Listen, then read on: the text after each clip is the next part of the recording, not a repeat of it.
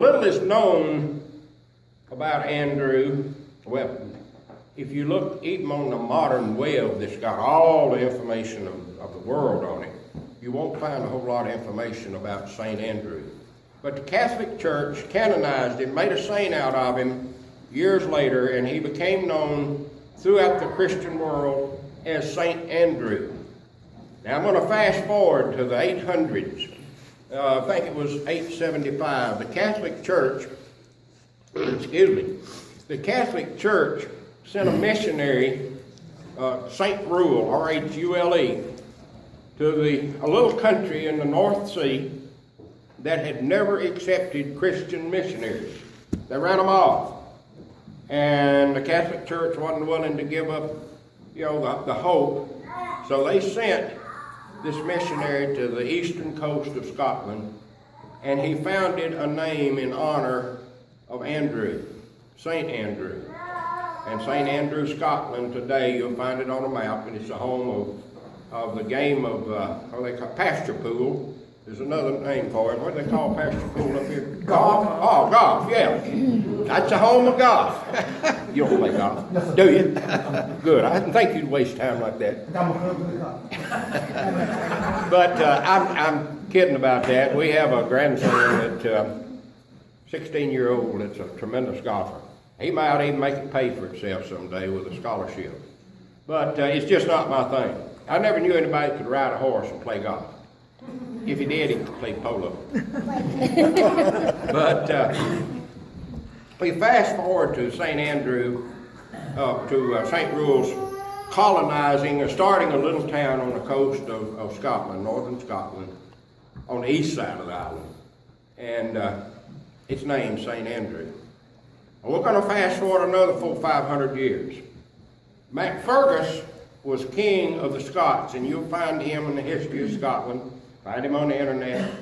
But Macfergus was king of the Scots, and he'd been told that the British were coming again, and at this time they were going to whip those Scots the last and final time and never have to worry about them again. They're going to subdue those cantankerous Scots. Now, they were Christianized by then.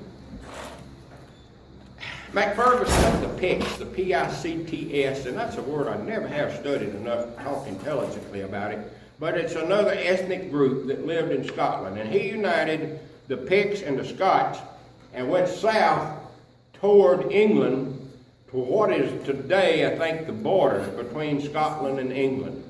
And there's a river flows out of the highlands to the sea. They camped on the north bank of that river, the Athelstane River, and waited for the British Army to appear. And sure enough, one afternoon, the British Army started pouring over that hill on the other side of the river and camping on the riverbank and the hillside across the riverfront. And Macfergus, I doubt if he had a binocular or whatever, but he was watching, he was counting, and he was quite concerned when he went to bed that night. He knew he was pretty badly outnumbered. And that night, he had probably a very fitful sleep, and he had a vision. The vision was an X-shaped cross in the sky, in the shape of the St. Andrew cross. White clouds on a blue background. And he dreamed that if he saw that cross in the morning, the Scots and the Picts would be victorious. Well, I don't know how much he slept before daylight, but the next morning he woke all of his lieutenants, told them what he'd seen, and sure enough, the wind opened that X-shaped cross in the sky that morning. And in case you're not part Scotch or never was around any, never were around any, Scots are prone to get a little bit excited once in a while. And I'm sure there was great jubilation. They probably had songs and sang and cheered and whatever. And to make a long story short, they whipped the British that day.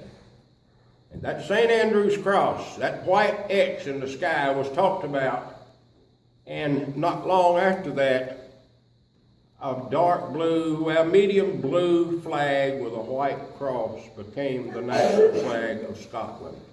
And many of you have probably seen the Scottish flag because most of us are Scotch and Irish to some extent, one extent or another. Well, I'm going to fast forward again to July 1861, Battle of Manassas.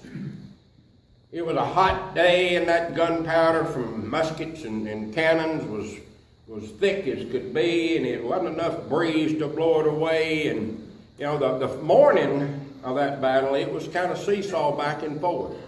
It looked like the north was going to win, the south was going to win, back and forth. And General Beauregard was a feisty little Frenchman. And I think I know, some of General Beauregard's descendants. No, not really. But Pat and I lived in Louisiana 17 years, and I have been around some Frenchmen, some of the Cajuns. And they are animated when they get interested in something, when they support something, or whether they are against something. You always know where a Cajun stands.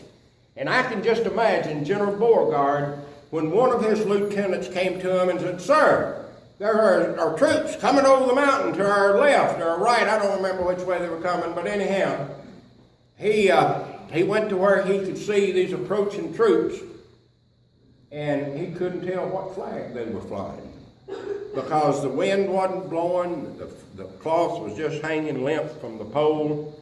And the First National, this flag, the battle flag, did not exist then. The First National, when it was just drooping, you could see a white canton and maybe a star in it in the upper left-hand corner. You could see the red and white stripes.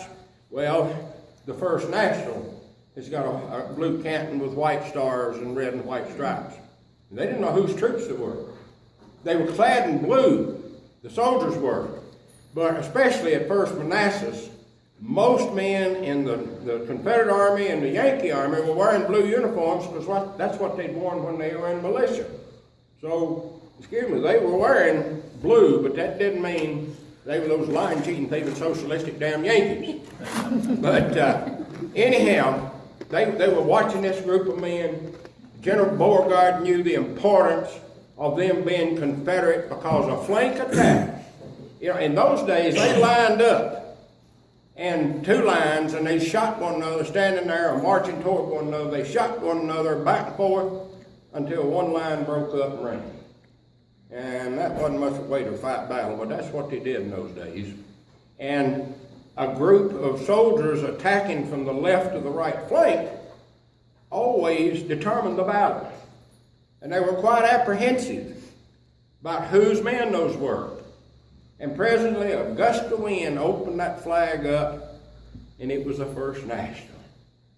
And they say General Beauregard fairly danced around and said, "They're ours, we win the day." And I can just hear that little Frenchman and the excitement that went on then. I feel it. Every time I tell this story, I love to think about how eager our men were for freedom. How bad they wanted to rule themselves instead of have a bunch of boneheads in Washington tell them what to do. But to make a long story short, now, they were Confederate. They did win the battle and ran the Yankees back to the city the other side of the river. General Beauregard